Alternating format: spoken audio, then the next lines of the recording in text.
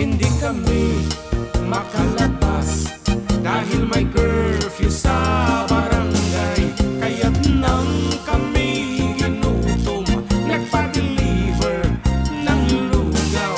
That is kasing pampakusaw, pang-merienda o pang-agahan. Lalo pat may itlog o karneng manok, katakam-takam lalo kung malabot. Pero mukhang inamalas, delivery na buenas. Ilang oras na ang lumipas, si Lugaw nasabat.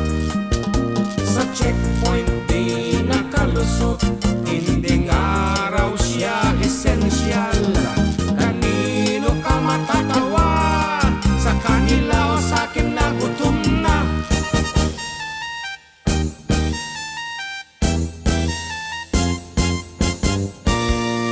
Ang gusto ko sa nangyari, nagpakumbaba si Mr. Delivery.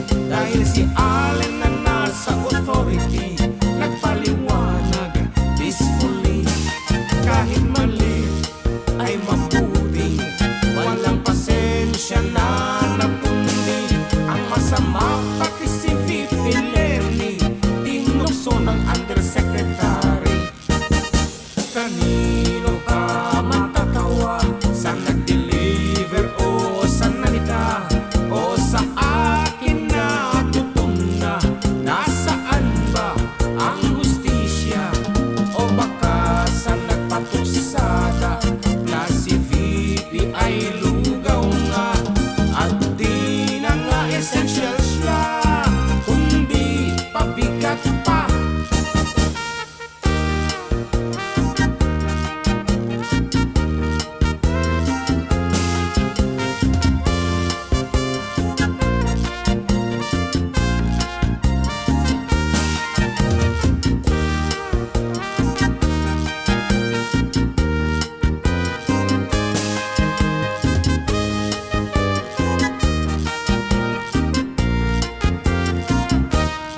Sa totoo lang tayo ang nakakaawa.